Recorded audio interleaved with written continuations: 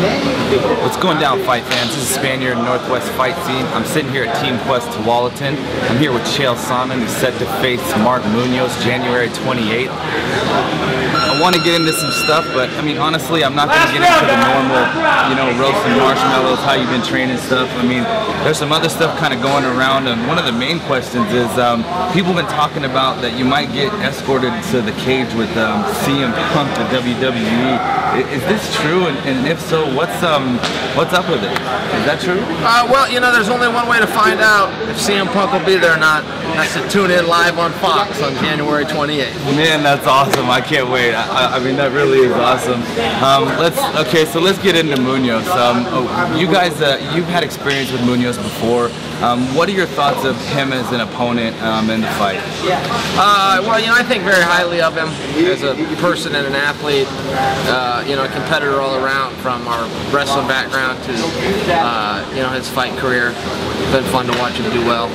I think good things about him. I don't see a lot of holes. I think he's good. Now, you guys have faced before in wrestling and whatnot. How do you see that playing into MMA now, if it does at all? Well, probably mentally more than anything. You got to overcome that. If you compete with a guy and lose to him, or if you beat him, there's always something there. So I would say mentally, there's more of an obstacle than the physical. I think it was 10 or 11 years ago. So physically, I imagine we're both different. Now, you guys are both on fire. You guys both kind of stylistically, both strong wrestlers.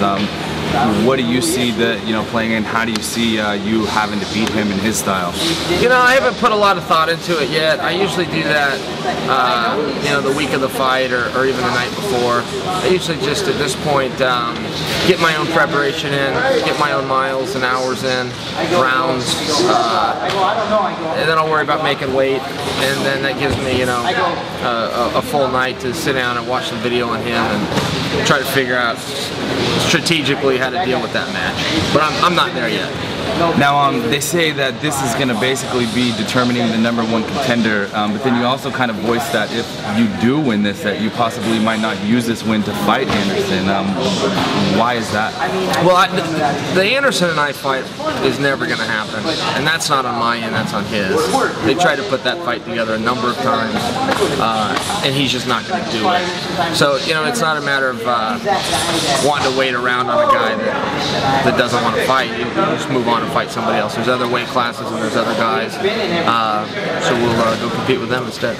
Now, are you a fan of super fights and name fights, bigger name fights, or are you a fan of those fights? Oh, I love super fights. Yeah, I've seen some. For example, Rich Franklin was part of a couple at 195. Rich Franklin fought Vanderlei Silva, for example, at 195 pounds. It was a great fight. I loved it. Now, who do you think the fans would like to see with you in like GSP or John Bones Jones or any of those kinds of fights? And they're both great fighters, both good champions. In your opinion, who would you think those fights would be? I think either one of those guys. I think those guys are both fantastic. John Jones is like watching a video game or something out of Hollywood. His skill set and the techniques he uses they're almost unimaginable. And GSP is as solid as anybody. He ran through his division twice over. He's beat everybody in his division. About the most dominant guy ever in the sport for his weight class. So, I think he's in a spot too where maybe it's time for him to shift weights or do something different. But again, that's down the road, and I don't know what'll happen. Now, let's kind of get back to home base here in the Northwest, mixed martial arts in the Northwest, the FCFF. You have a show coming up, an anniversary show, really. One of the big things on my mind is you guys kind of, and a lot of people don't know this, you helped make MMA legal in the state of Oregon. How do you feel MMA in the state of Oregon is going, and if changes need to be made, or what do you think?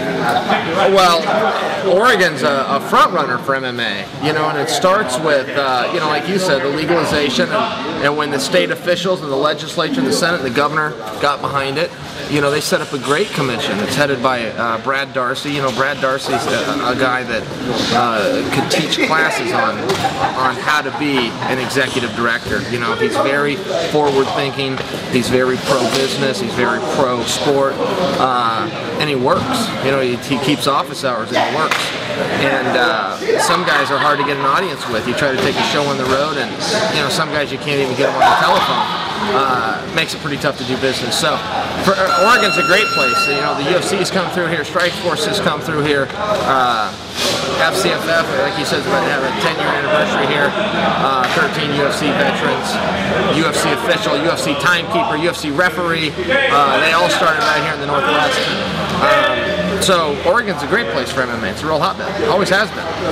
Now you also have Liz McCarthy fighting there, female, great awesome. Female. You guys have some number of females that have gone through there. Glenna Avila, awesome. Great fighters, and then you know now you have Misha Tate, a lot of great females. What are your thoughts on some of the females, and then unfortunately Cyborg's thing? What are your thoughts on some of those things that are happening in the news?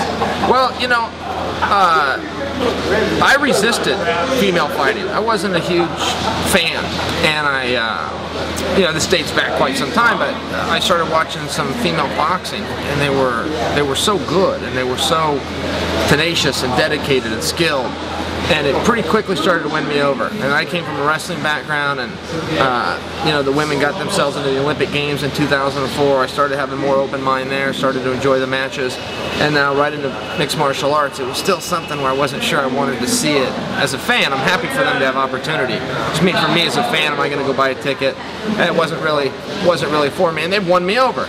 And really because of all the names, you know, that you just said. And the one that's really, you know, on the forefront now is Ronda Rousey. She's the one that's making people pay attention, making people watch, keeping people focused. She knows how to handle the media. She knows how to handle other obligations outside of the ring to bring attention and focus to it. Olympic bronze medalist. And, you know, so it's gals like that that are going to have to step forward and lead the charge, you know, for everybody. Awesome. Well, hey, I really appreciate you taking the time to talk to me. Anybody that you would like to give a thanks to or a shout out to? Yes, Tap Out, Nexorcist, and Cage Fitness. Thanks, guys. Hey, you heard it here. The People's Champion, Chael Sonnen, NW Fight Scene, and Team Quest. Thank you.